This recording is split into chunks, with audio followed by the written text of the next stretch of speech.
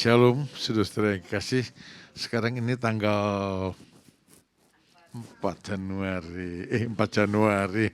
Cepat sekali waktu-waktu itu berlalu ya. Saya masih kepingin bulan Januari, tapi 2023 bukan 2024. Karena saya sudah tua, saudara. Kalau sudah 2024 berarti dekat-dekat tambahan.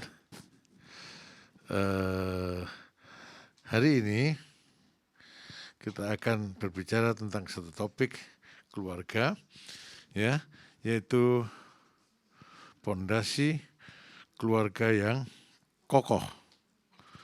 Fondasi keluarga yang kokoh.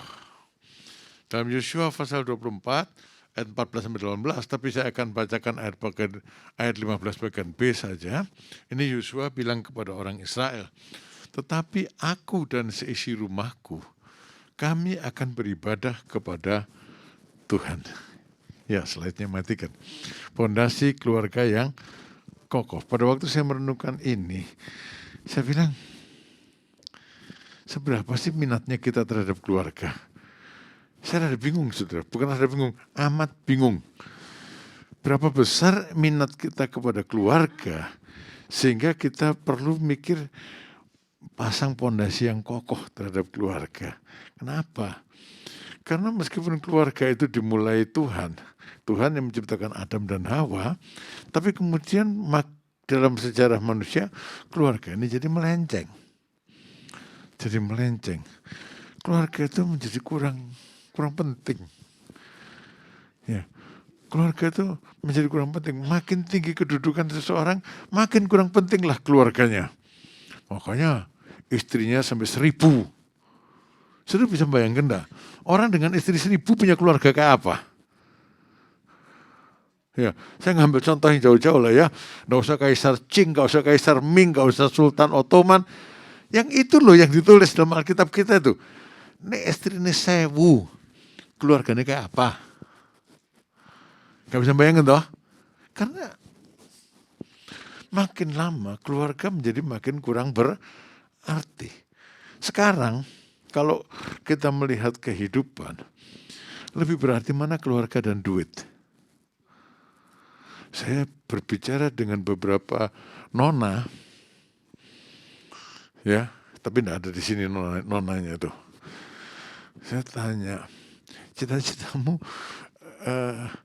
kamu tuh kepingin punya suami yang gimana, gitu. Maka jawabnya selalu bukan yang karakternya baik, tidak pernah saya dengar. Saya pengen suami yang cinta Tuhan, belum pernah saya dengar. Jawabnya apa? Yang prospek. Yang punya prospek, yang smart, yang punya prospek.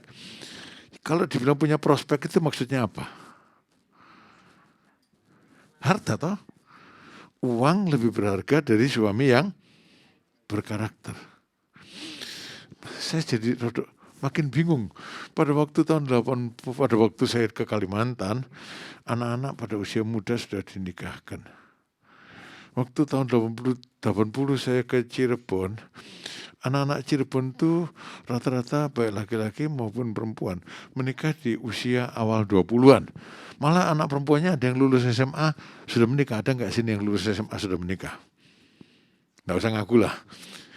Banyak dulu ya, lulus SMA sudah menikah. Dulu keluarga itu jadi fokus. Ya, tapi makin kesini kan, ya, nanti cari uang dulu lah Ya, sehingga kalau sekarang saya berkati anak di usia 20-an itu jarang. Anak saya sendiri menikah umur 38. Jarang. Mereka mikir yang lebih penting uang. Punya harta, punya ini, punya itu, nanti berkeluarga. Lalu kawin, berkeluarga. Kawin. Nah, kalau sudah kawin, tanya mau punya anak enggak? Nanti aja lah mau seneng-seneng dulu. Ya, lain halnya kalau memang tidak dikaruniain anak. Tapi nanti aja. Fokusnya apa?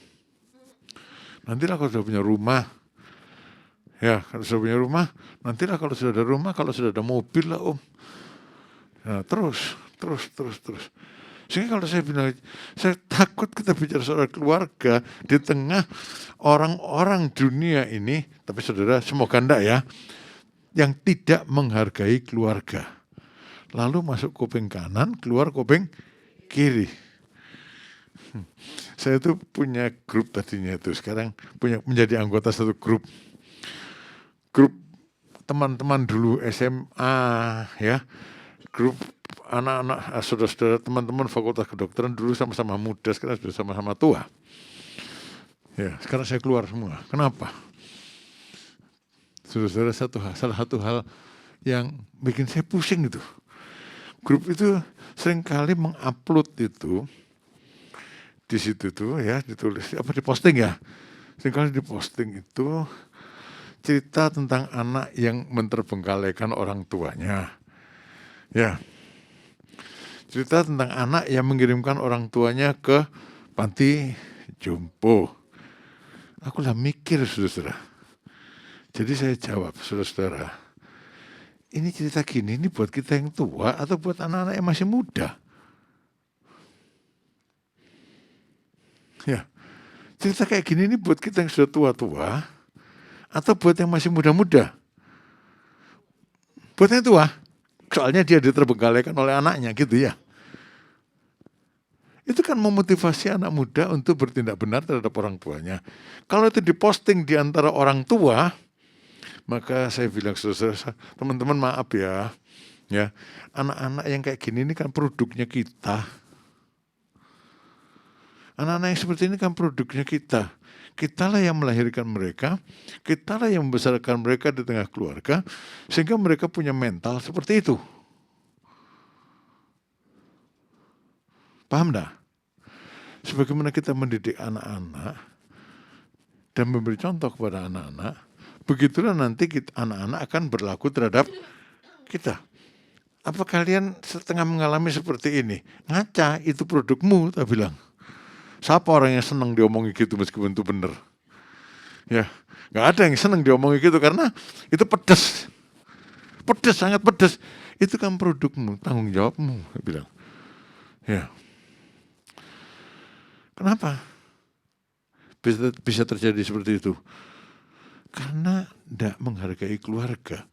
Dan saya mau ingatkan saudara, orang-orang yang tidak menghargai keluarga, yang menaruh keluarga di urutan jauh terakhir lah mah, kejem banget, nomor 5 aja. Yang menaruh keluarga di urutan nomor 5, kalau Tuhan menyesal loh. Iya, orang yang menaruh keluarga di urutan nomor 2, tuanya menyesal. Kenapa? Saya pernah bicara dengan beberapa orang tua. Iya Pak Dokter, anak banyak, tidak ada yang itu. Ya. Apalagi kalau anak banyak, bapaknya sejen. Pusing maning. Dan yang ketawa banyak di Cirebon. Banyak di Cirebon tuh. Anaknya banyak, bapaknya sejen. Sehingga anaknya tidak tahu, bapakku sopo. Tahu mboknya nggak tahu bapaknya. Tapi di seluruh dunia gitu. Itu sebabnya kalau saudara mengurus visa ke satu negara dan sebagainya, untuk berdomisili, kalau visa turis enggak, lupa saya ditanya Anda. Yang ditanya itu the same mother, ibu yang sama. Bukan the same father. Bapak-bapak itu bodoh. Percaya aja sama istrinya, ini anakmu ya. Ini anakmu. Padahal istri yang tahu bapak itu siapa istrinya, saudara. Banyak yang kayak gitu tuh. Di sini enggak ada. Pasti enggak ada di sini. Kalau boleh swear saya, di sini enggak ada. Tapi kalau Kristen enggak boleh. Ya saudara-saudara, pada faktanya gitu. Jadi, saudara, firman Tuhan bulan ini tidak akan berguna, tidak akan berfaedah banyak kalau kita tidak menghargai keluarga.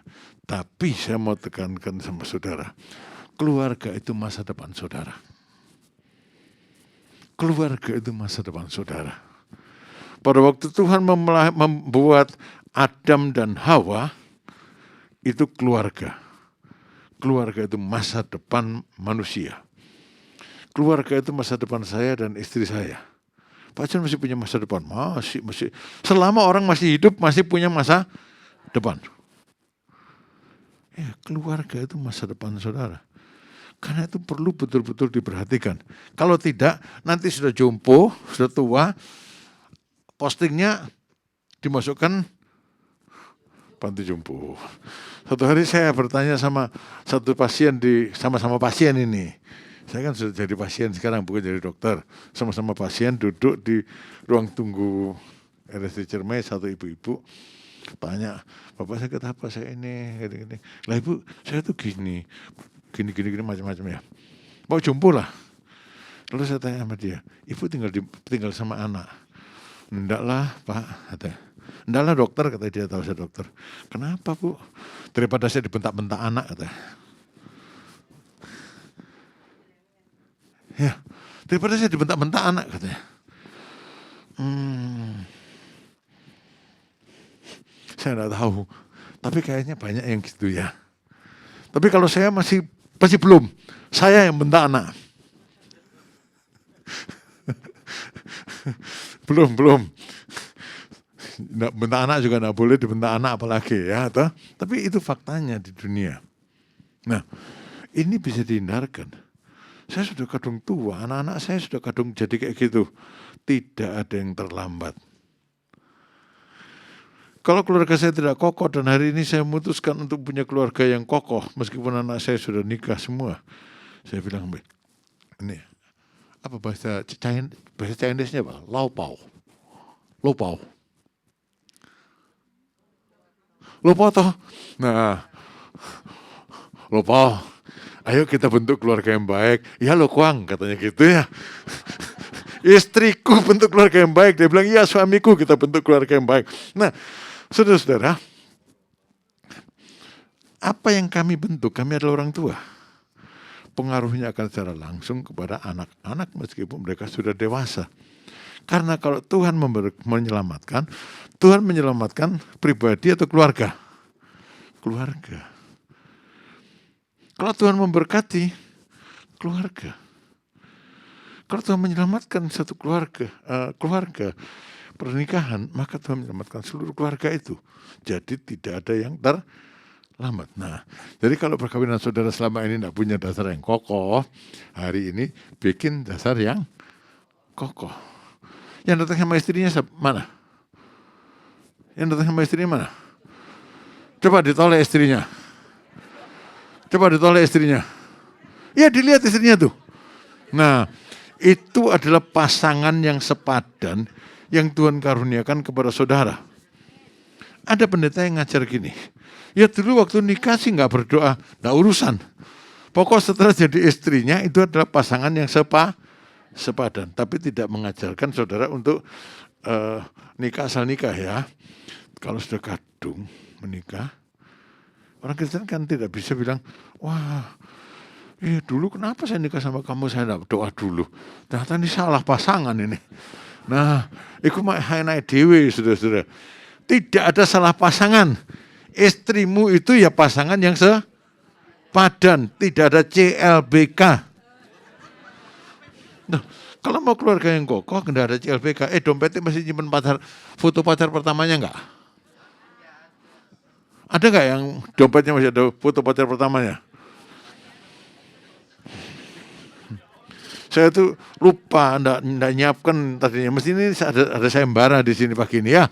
Siapa yang di dompetnya ada foto istrinya gitu. Saya nggak sedia hadiah, nggak jadi. Tapi dompet saya ada nggak foto istri saya ya? Di HP ada ya. Saudara, kalau di HP beda sama di dompet. Hatiku untukmu, dompetku milikku.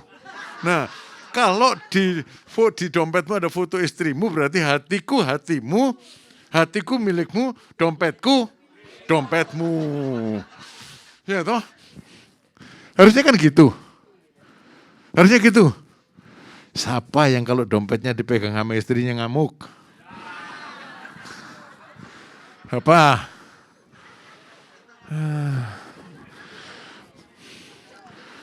bentuk fondasi keluarga yang kokoh, saudara-saudara.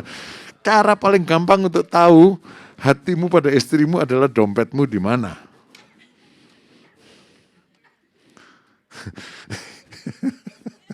Tapi memang kadang-kadang ribet juga sih, saudara. Kadang-kadang ribet juga. Ya, saya tuh kan pokoknya saya bebas buka dompet istri saya, dia bebas buka dompet saya. Beberapa kali itu, Mama, wis nggak usah diteruskan. Nggak usah diteruskan. Memang ribet juga, saudara. Tapi bukan masalah. Tidak jadi masalah. Oh iya tadi aku gini lupa katanya. Ya wes, saya bilang saya, ya aku gini tadi lupa katanya gitu.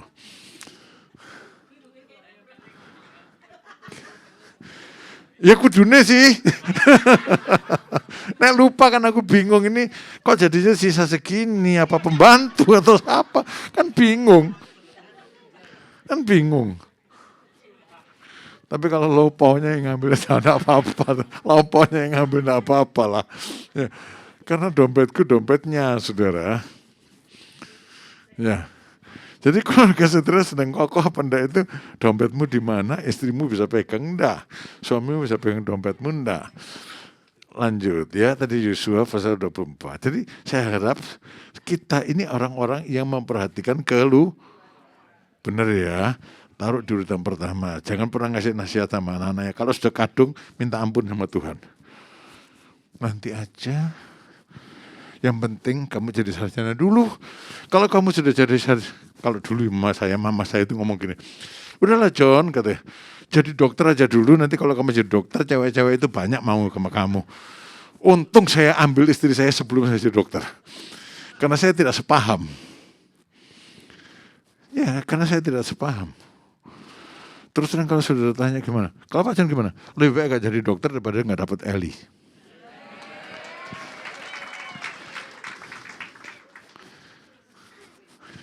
Iya. Jangan luar biasa, faktanya saya sudah nikah sama dia. Saya sudah bersama dia 45 tahun, 40, berapa ya Maya? 48 tahun.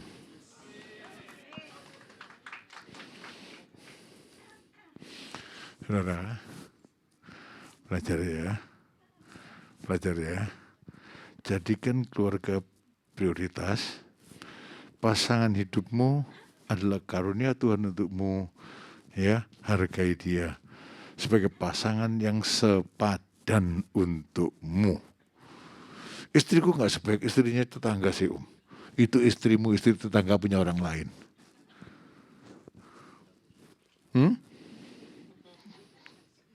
Ya toh, hargai suamimu, ya. Kalau saudara mau melakukan dengan benar ya. Jadi tadi Yosua bilang, tapi aku dan seluruh keluargaku, aku akan beribadah kepada Allah. Slide berikutnya. Keluarga yang kokoh menjadi syarat terjadinya gereja dan masyarakat yang kokoh juga. Ketidakseriusan memperhatikan soal ini dapat membuat keluarga mengalami kehancuran. Di dalam Alkitab terdapat teladan keluarga kokoh yang terdapat contoh berikut ini. Oke, mengatakan. Jadi saudara, keluarga kokoh itu menjadi berkat bagi anggota keluarga itu sendiri, nomor satu kalau saya gitu. Tapi slide ini bukan saya yang bikin. Ya, keluarga yang kokoh itu adalah berkat buat kamu sendiri. Kalau keluarga saya kokoh, saya sendiri yang enak. Dan dari keluarga yang kokoh, 1, 2, 3, keluarga yang kokoh, 4 dan seterusnya, dibentuk gereja yang kokoh. Dan dibentuk masyarakat juga yang kokoh. Kalau tidak, hancur saudara, hancur. Keluarga tidak kokoh, dia hancur. Tidak bahagia. Berkhayal bahagia tapi tidak bahagia.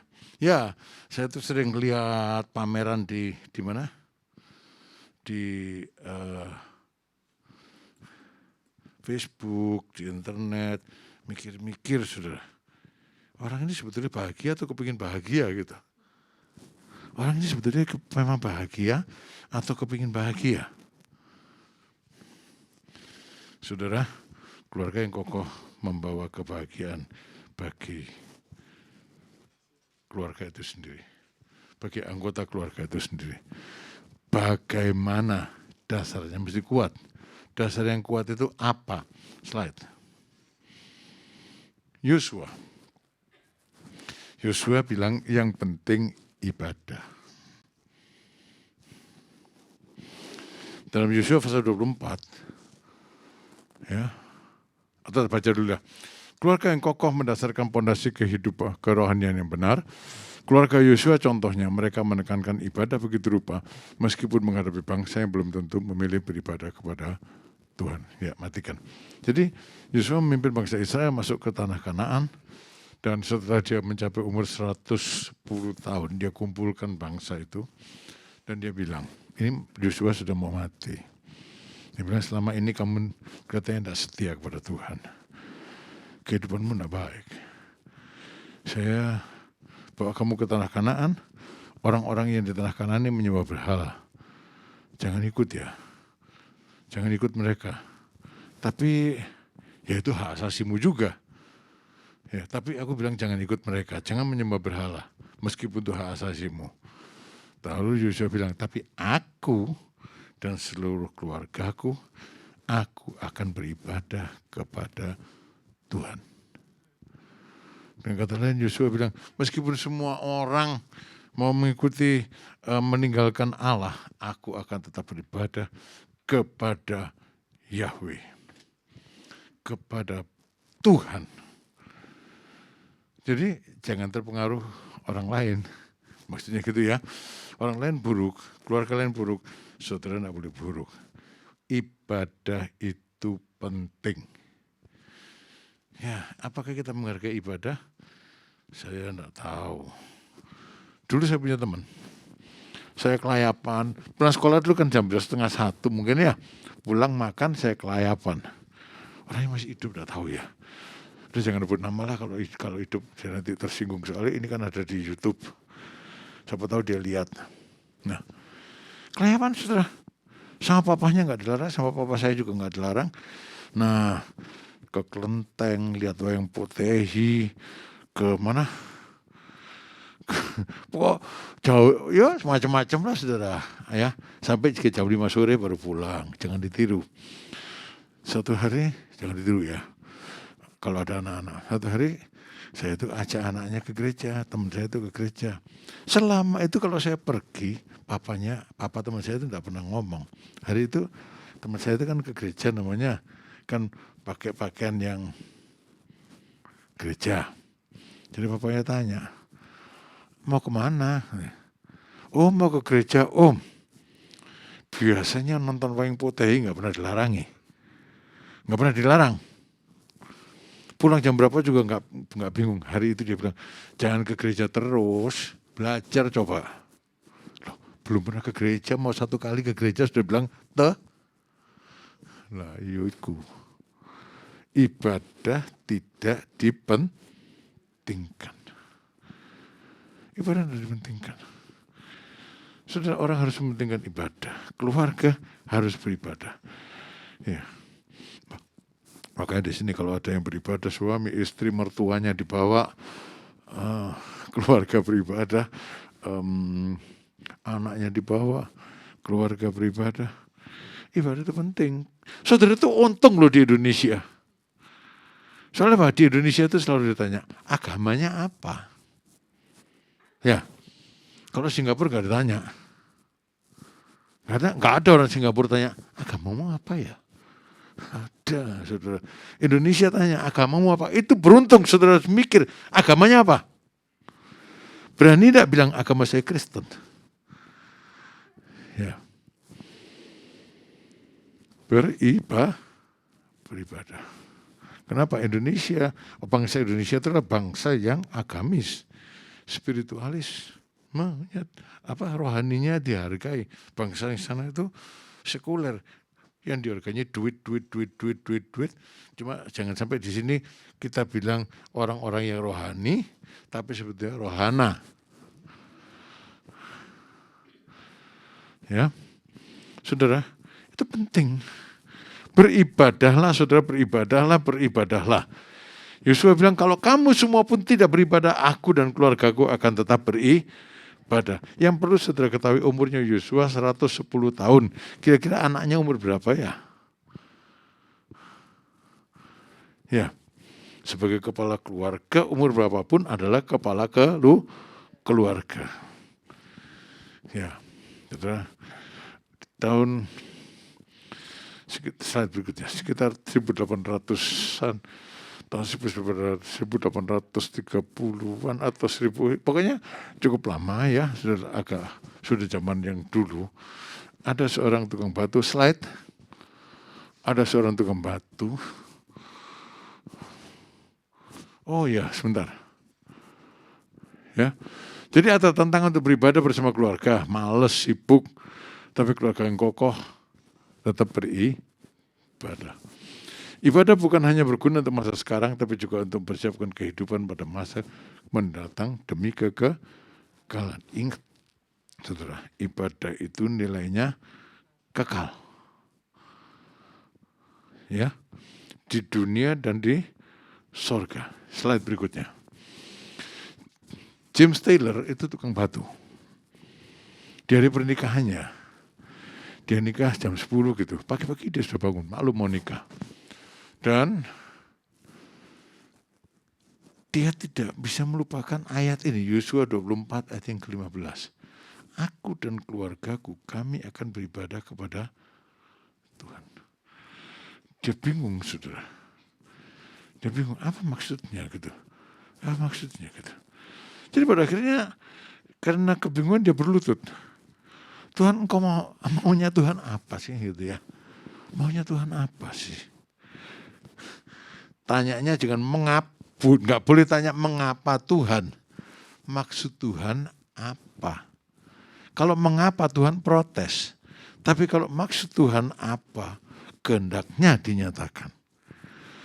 Jadi James Taylor ini berdoa dan berdoa. Ya.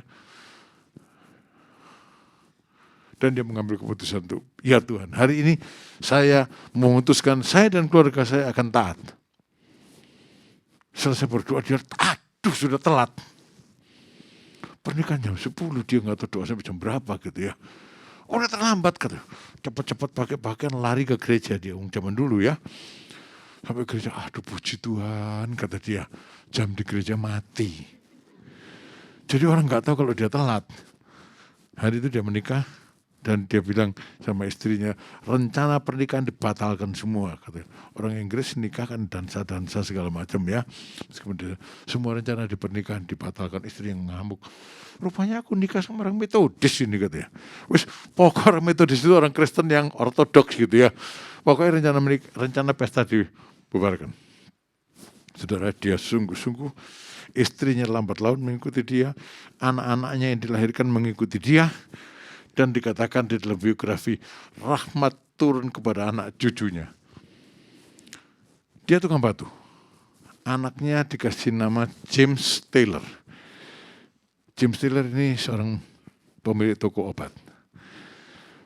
Di kotanya dia orang yang dihormati. Di gerejanya orang yang dihormati.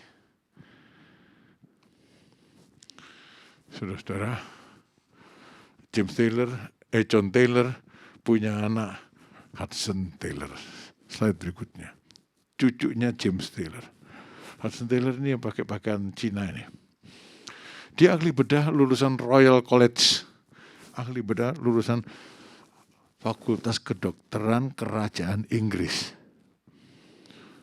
Paling bergengsi.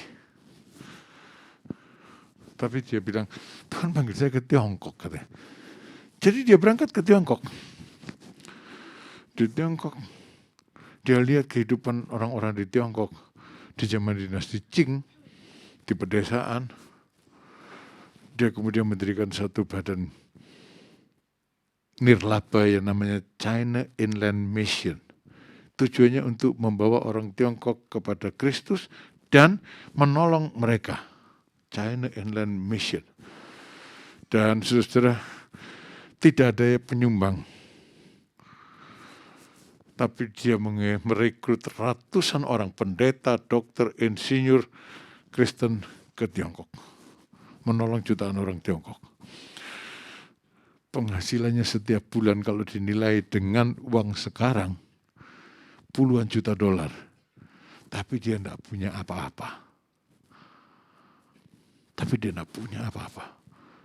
Dia pakai itu untuk orang-orang yang bekerja di China Inland Mission. Lalu saudara-saudara dia mati, dia dihormati sebagai orang yang paling berjasa bagi gereja di Tiongkok. Matikan slide-nya. Bahkan bagi Tiongkok sekaligus.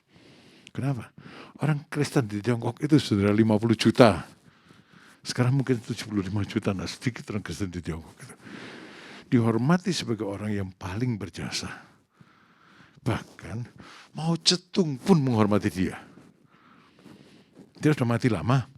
Pada waktu revolusi kebudayaan semua ngobrak-abrik. Ya toh? Makam misioneri semua diobrak-abrik. Ada satu makam misioneri yang Mao Zedong bilang, jangan dijamah. Makamnya Hudson Taylor. Jangan dirusak. Makamnya Hudson Taylor. Orang yang beribadah diberkati sampai ke anak cucu. Ibadah ya. Saudara harus punya pandangan jauh ke depan. Ya, orang sekarang mandang yang sekarang di muka mata, soalnya materialistis. Tapi kita bukan orang yang materialistis. Kita pakai materi untuk tujuan yang rohani. Kita yang pakai yang fana untuk tujuan yang kekal. Sampai anak cucunya diberkati. Ya, buktikan dalam kehidupan saudara itu. Saya tadi bilang, mungkin saya sempatnya cuma khotbah yang poin pertama aja. Ya, jadi begitulah saudara. Penting bagi saudara untuk beribadah. Ibadah itu kita datang ke gereja, ibadah dengan segenap hati. Di rumah, ibadah. Ibadah keluarga, laksanakan. Suami, istri. Di rumah saya kan ada saya sama istri saya, ada Jerry dan istrinya. Ya, kadang saya berdoa saja sama istri saya, dia doa sama istrinya di kamarnya. Kadang kita berempat berkumpul. Pokoknya harus ada ibadah keluarga. Jangan dilupakan itu. Kalau orang-orang Kristen kokoh, punya pandangan yang kokoh, aku dan seisi rumahku, kami akan beribadah kepada Tuhan. Ibadah berarti baca firman bersama. Mencari apa yang Tuhan katakan di dalam firman untuk dilakukan. Apa yang harus saya lakukan sesuai dengan pembacaan firman hari ini? Jangan lewatin, nggak ngerti. Jangan cari yang aneh-aneh. Yang harus saya lakukan itu apa? Ya. Aku lagi jengkel setengah mati, yang harus aku lakukan apa? Baca firman. Kalau sama Tuhan dia bilang, kutuklah dia, kutukan aja musuhmu. Tapi kan saya percaya Tuhan akan bilang, ampunilah dia, kasihilah dia. Ampuni dan kasih. Jangan urusan kecil belaratan semua orang diteleponi. Ada orang yang kayak gitu tuh saudara. Urusan kecil, semua orang ditelepon di belaratan. Nanti kalau ketemu tak labrak ya. Ini anak Tuhan atau anak iblis sih? Anak Tuhan atau anak iblis? Kalau anak Tuhan, urusan kecil dibiarkan. Urusan besar dijadikan kecil. Lalu dihilangkan. Orang yang beribadah tidak cari musuh. Ibadah, berdoa bersama. Keluarga saudara akan kokoh. Karena kekuatannya dari Tuhan. Orang yang beribadah, keluarganya dibangun di atas batu karang. Yesus Kristus. Badai menempuh, tak akan dapat dirobohkan. Jadi nggak ada yang cerai toh? Ya, nggak ada yang bunuh diri toh? Nggak ada yang bilang, aku menyesal nikah sama kamu tuh. Dari muda nggak pernah nyenengkan. Ada yang gitu, ngomong gitu sama suaminya. Nyesel loh, aku sejak nikah dari kamu enggak pernah menyenangkan aku. Istri saya pernah ngomong gitu enggak ya?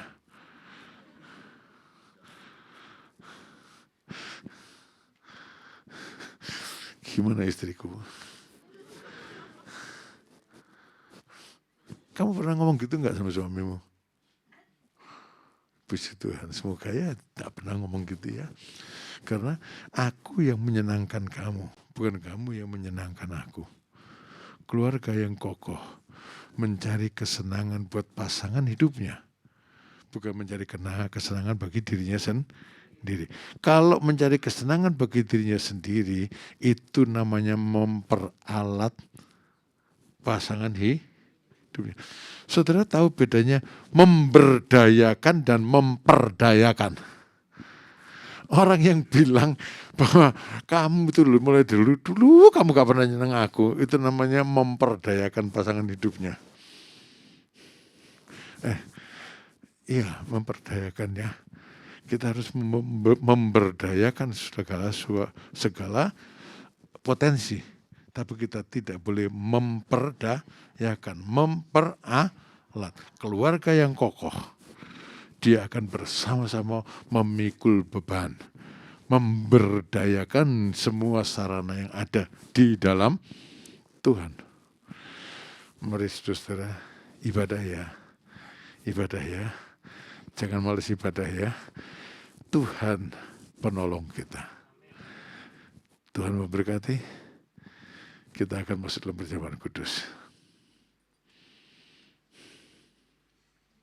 Siapkan hati saudara untuk Tuhan. Kalau saudara ada kebencian, ada masalah, ada keinginan untuk ngelabrak orang, dan saudara tidak bisa menghilangkan itu, jangan mengambil bagian dalam perjamuan kudus. Karena perjamuan kudus harus diambil orang yang hatinya kudus.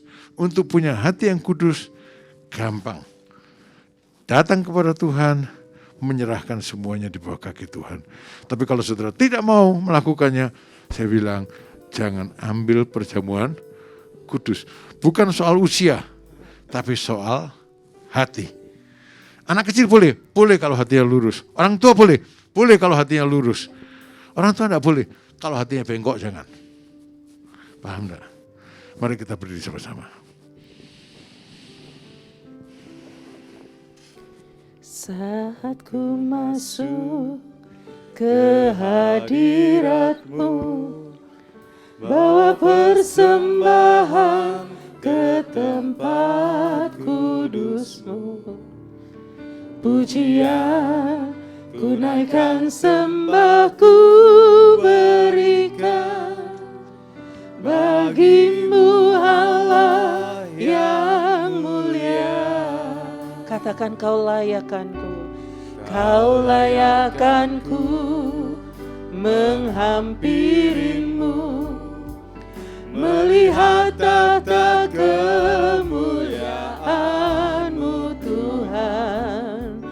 Pujian ku naikkan, sembah ku berikan bagi-Mu Allah yang mulia. Oleh kuasa darah-Mu, Kau telah tebus dosaku. Kekudusan-Mu melingkupiku, kasih-Mu mengalir memulihkan hidupku. Sungguh besar anugerah-Mu, Kau selamatkan hidupku. Ku menjadi ciptaan yang baru oleh kuasa darah-Mu. Bapa di surga, hari ini kami berdiri di hadapan-Mu dengan anugerah-Mu. Kami menjadi ciptaan yang baru hanya oleh anugerah-Mu. Kami yang lama, saya yang lama, itu hancur, rusak, penuh dengan noda. Dosa kami tak bisa dihilangkan kecuali dicuci dengan darah-Mu. Dan pada saat ini kami datang kepada-Mu ya Tuhan, sebagai orang yang menerima Engkau menyucikan kami, mencuci bersih kami, sehingga meskipun dosa kami merah seperti kirmisi, dicuci oleh darah-Mu, bukan karena kebaikan kami, tapi karena kami datang kepadamu, dicuci oleh darah-Mu, menjadi putih seperti bulu domba, tak bernoda di hadapan Tuhan.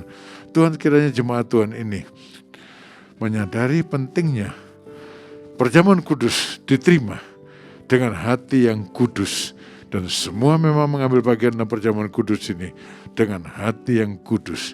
Diberkati, diberkati, diberkati. Dalam nama Yesus kami berdoa. Amin. Silakan duduk saudara, terimalah roti dan anggur ini yang adalah menggambarkan tubuh dan darah Kristus yang telah dikorbankan bagi kita.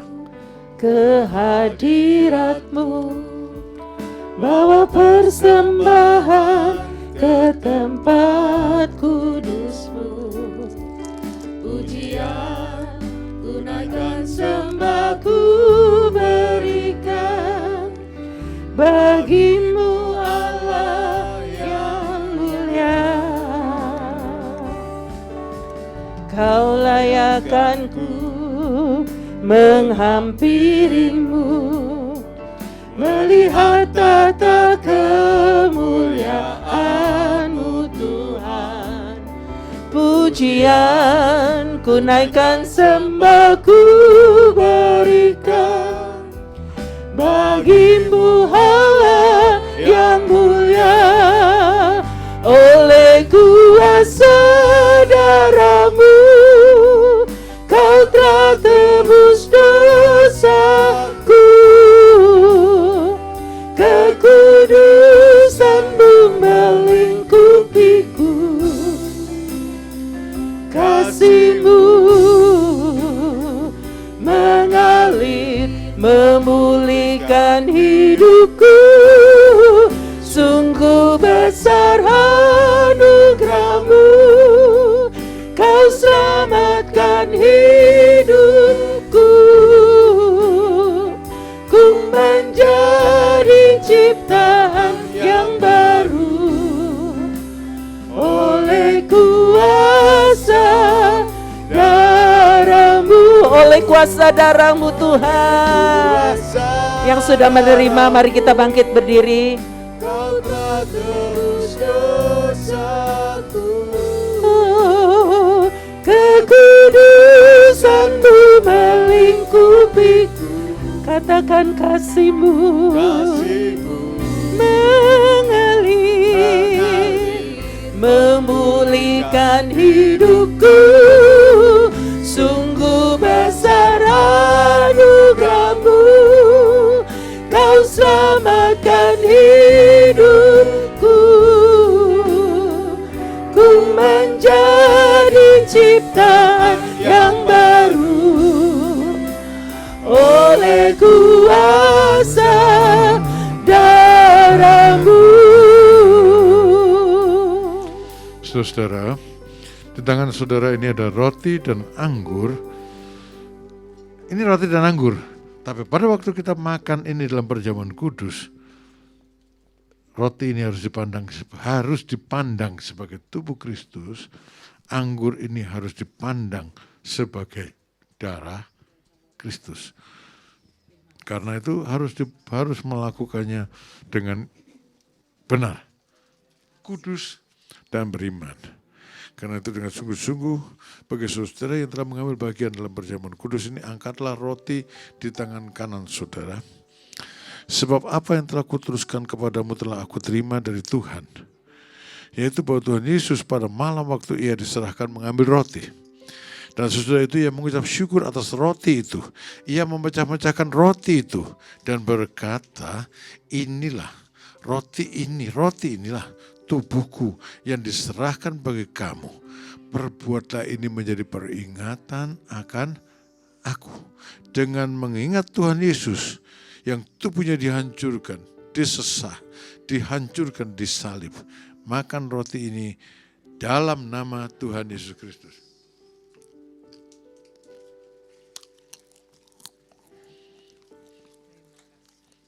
Tuhan Yesus berkata, tubuhku adalah roti yang dari sorga, adalah benar-benar makanan buat kamu tidak lapar lagi, tapi rohmu selalu dipenuhi dengan kekuatan makanan dari sorga. Kita angkat cawan ini di tangan kanan kita. Demikian juga ia mengambil cawan sesudah makan dan berkata, cawan ini adalah perjanjian baru yang dimeteraikan oleh darahku. Saudara adalah umat yang dimeteraikan sebagai milik Tuhan, umat perjanjiannya. Perbuatlah ini setiap kali kamu meminumnya, sebagai jadi peringatan akan aku. Darahnya menyucikan kita. Minum dalam nama Tuhan Yesus Kristus. Sebab setiap kali kamu makan roti ini dan minum cawan ini, kamu memberitakan kematian Tuhan sampai Ia datang. Yes, Lord. Haleluya. Terima kasih Yesus. Kami bersyukur Tuhan. Terima kasih. Kita muratakan dia lama sangkala lama-lama. Yara lama-lama kita kan dia lama sangkala la. Kinatakan yara lama shikala lama-lama. Syakala lama-lama sangkala lama. Oh haleluya. Haleluya. Janji-Mu ya dan amin. Syakala lama-lama sangkala lama. Syukur Tuhan, Engkau yang paling disembah. Haleluya, haleluya. Kala lama-lama sangka lama-lama sekit. Haleluya. Terima kasih Bapa, terima kasih Yesus buat pengorbanan-Mu. Terima kasih. Kami bersyukur kepadamu, berdiri di hadapan Tuhan sebagai umat perjanjian yang dimeteraikan dengan darah-Mu. Karena kami umat perjanjian Tuhan, maka kami adalah umat yang diberkati dengan berkat Abraham. Oh ramatakena ya lama suku takkan dia lama sangkar. Terima kasih Tuhan, karena kami diberkati dengan berkat Abraham, maka kami anak-anak-Mu ini tak kekurangan apapun yang baik untuk kehidupan yang memuliakan Tuhan. Kasih karunia-Mu limpahkanlah ke tengah-tengah kami Tuhan. Curahkanlah ya Tuhan, curahkanlah bagi setiap jemaat yang pada pagi hari ini mengambil bagian dalam perjamuan kudus ini. Engkau hidup, Engkau menguduskan kami, Engkau memberkati kami dengan tubuh dan darah-Mu. Kami sambut kemurahan-Mu, kasih karunia-Mu dengan bersyukur dalam nama Tuhan Yesus Kristus. Haleluya. Amin. Amin. Saudara, kita akan dengarkan warta jemaat. Silakan duduk saudara.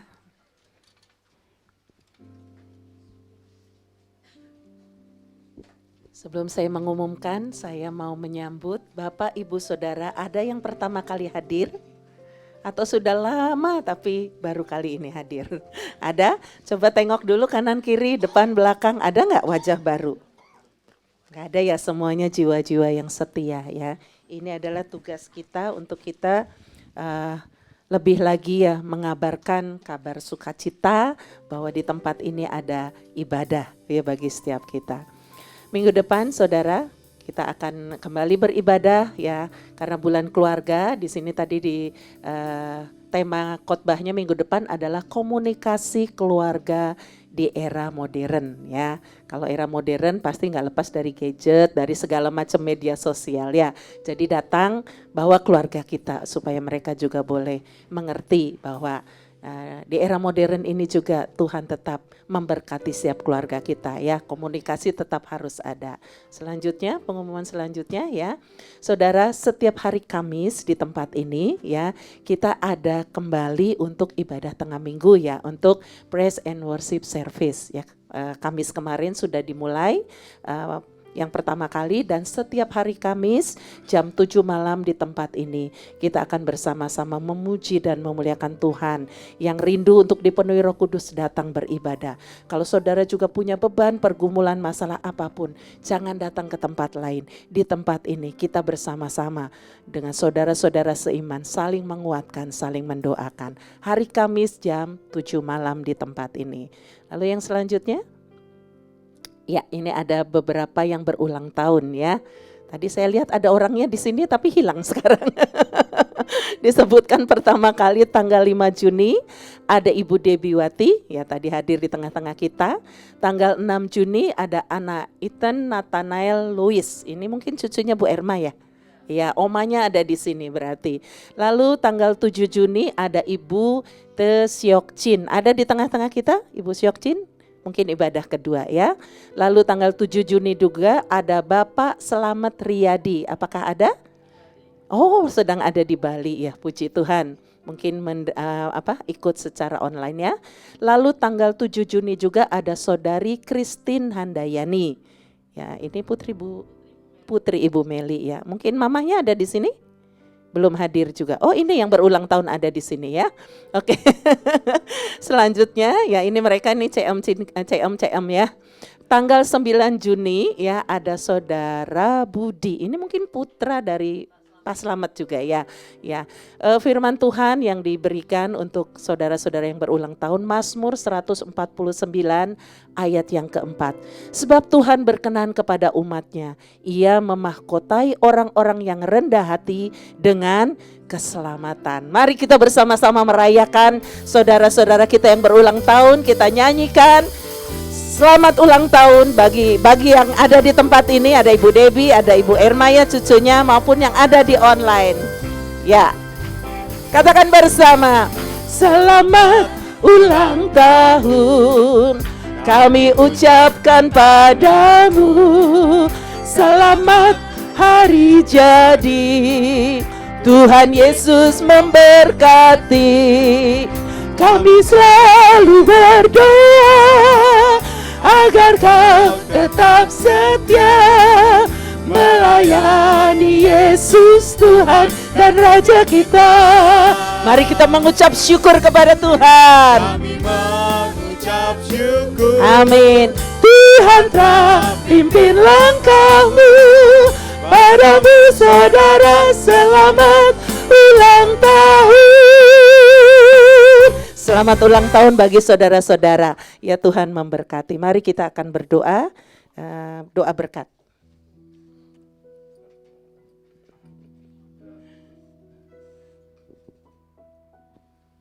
Kenapa mulutnya ditutup? Oh, takut salah. Saudara tidak terima berkat dari saya tidak berkati saudara. Ya, ada satu hal yang ingin saya tambahkan pada pagi hari ini kepada saudara. Ya, jadi pasangan hidupmu itu adalah orang yang sepadan bagi saudara. Kalau pasangan hidupmu jahatnya kayak apapun, ya, baik suamimu atau istrimu, ya, Tuhan punya janji. Begini, suami yang tidak beriman dikuduskan oleh istrinya. Istri yang beriman. Istri yang tidak beriman itu dikuduskan oleh suaminya yang beriman. Ya, jadi kalau saudara memahami akan hal ini, saudara, istrimu itu pasangan yang sepadan, engkau menguduskan dia. Suamimu pasangan yang sepadan, engkau menguduskan dia di dalam Tuhan Yesus. ya. Doakan suamimu atau istrimu supaya mereka betul dikuduskan, datang kepada Tuhan dan diselamatkan. Mari kita akhiri ibadah pada pagi hari ini. Oh ya, satu lagi. Tadi saya banyak sempat di poin 1, kakek ngobrol. Jadi nanti siang saya akan khotbah lagi poin 2 dan 3.